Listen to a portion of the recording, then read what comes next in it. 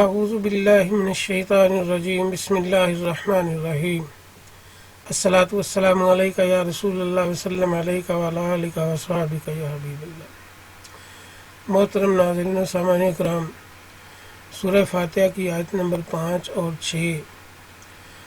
6 میں اللہ تبارک و تعالیٰ نے اہدنا الصراط المستقیم ہمیں ایک استدعائیہ جملہ تعلیم فرمایا کہ ہم نے اللہ تبارک و تعالیٰ سے ہدایت کی توفیق کس طرح طلب کرنی ہے۔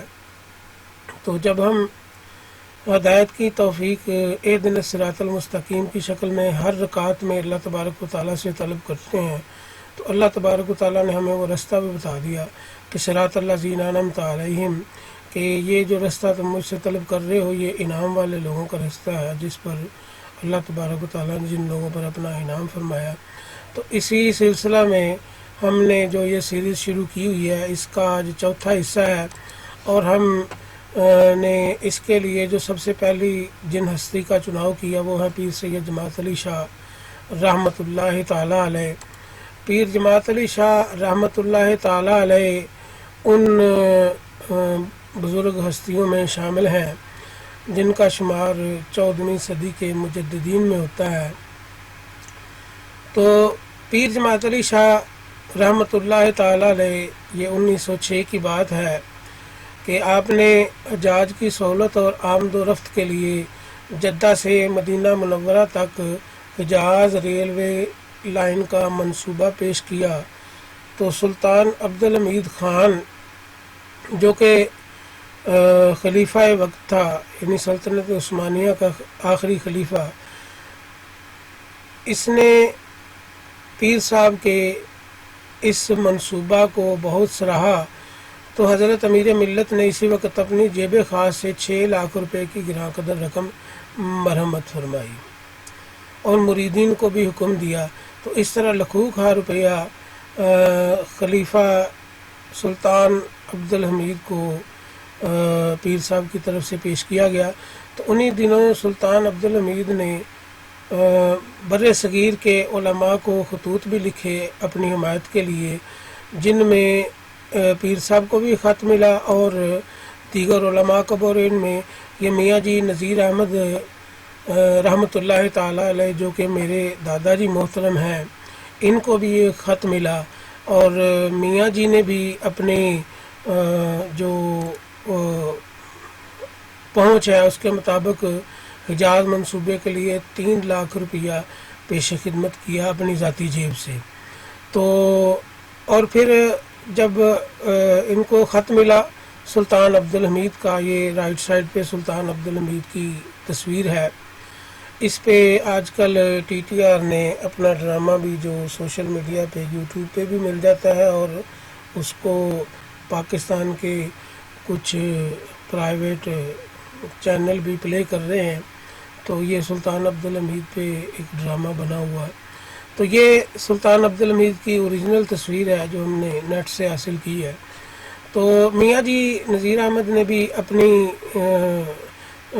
حمایت کا اعلان کیا سلطان عبدالحمید کے ساتھ، اور انہوں نے اپنے جو زرعی زمین ہے اس میں سے بھی ایک خطیر رقم سالانہ بطور دینی خدمات اور سلطنت عثمانیہ کی خدمت کے لیے اور حجاز ریلوے منصوبہ کے لیے اس کا سالانہ معاوضہ بھی مقرر کیا تھا۔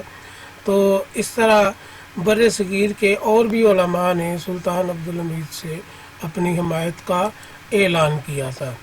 تو گفتگو ہم کر رہے ہیں پیر صاحب کے بارے میں، تو پیر صاحب نے بھی اپنی حمایت کا بھی اعلان کیا اور حجاز منصوبہ بھی پیش خدمت کیا۔ تو اس کو سلطان عبدالحمید نے سراہا بھی، اور انہوں نے پھر مالی معاونت بھی کی۔ تو 1914 میں علی پور سیدہ میں پیر صاحب نے ایک عالی شان سنگ مرمر کی مسجد تعمیر کروائی۔ پھر 1914 میں ہی تحریک ترک موالات چلی، یہ ہندوؤں نے ایک تحریک چلائی تھی مسلمانوں کے خلاف۔ تو سب سے پہلے حضرت امیر ملت پیر جماعت علی شاہ رحمۃ اللہ تعالیٰ علیہ نے اس تحریک کی مخالفت کر کے مجاہدانہ کردار ادا کیا۔ اتحاد اسلامی کی حیا اور مقامات مقدسہ کے تحفظ کی خاطر تحریک خلافت قائم ہوئی تو آپ نے دل و جان سے اس میں بھی حصہ لیا اور دامے درمے قدمے سخنے ہر لحاظ سے اس کی سرپرستی فرمائی۔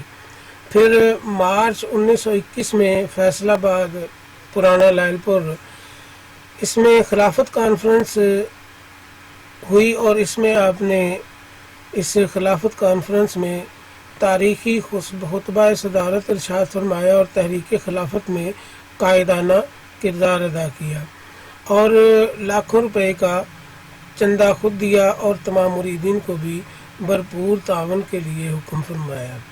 تو آپ کی اپیل پر لاکھوں کا روپیہ اکٹھا ہو گیا، تو اسی موقع پر مولانا شوکت علی جوہر نے آپ کو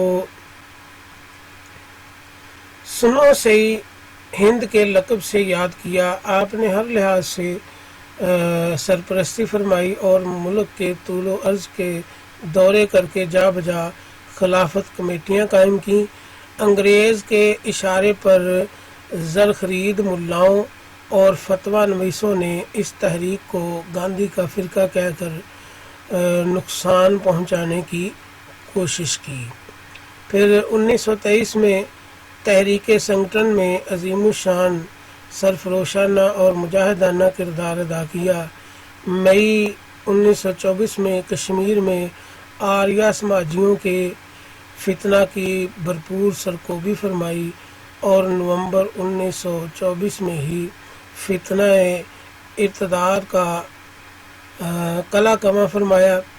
20ویں صدی کے تیسرے عشرے کی ابتدا میں ہندوؤں کو قتل کرنے سے روکنے کے لیے تحریک کا آغاز کیا اور ہر قسم کے ساز و سامان سے لیس ہو کر ان کی مکروہ و مذموم اسکیم کو روکنے کے لیے اپنی بھرپور کوششیں شروع کر دیں۔ تو محترم ناظرین، آج کے لیے اتنا ہی ہے۔ انشاءاللہ ہم جلد دیگر علماء اور میاں جی نذیر احمد رحمۃ اللہ تعالی علیہ کے سوانح حیات پر بھی گفتگو کریں گے اور انشاءاللہ سلطان عبدالحمید کی تاریخ پر بھی اور تاریخ خلافت عثمانیہ پر بھی ہم ویڈیوز جلد بنائیں گے۔ تو اللہ تبارک و تعالیٰ میرا اور آپ کا حامی و ناصر ہو۔ آخر میں بس میری یہ استدعا ہوتی ہے، آپ سب سے یہ درخواست ہے کہ میرے اس چھوٹے سے چینل کو سبسکرائب ضرور کیا کریں اور لائک اور شیئر کر دیا کریں۔ لائک اور شیئر کرنے سے ویڈیوز زیادہ سے زیادہ لوگوں تک پہنچیں گی اور پیغام حق آپ کے ویڈیو شیئر کرنے سے اور لائک کرنے سے زیادہ لوگ سن سکیں گے اور انعمت علیہم والے لوگوں کو پہچان سکیں گے۔ تو اللہ تبارک و تعالی ہمیں اہدنا الصراط المستقیم سیدھی راہ دکھائے، انعام والے لوگوں کی راہ دکھائے۔ وآخر دعوانا ان الحمد للہ رب العالمین۔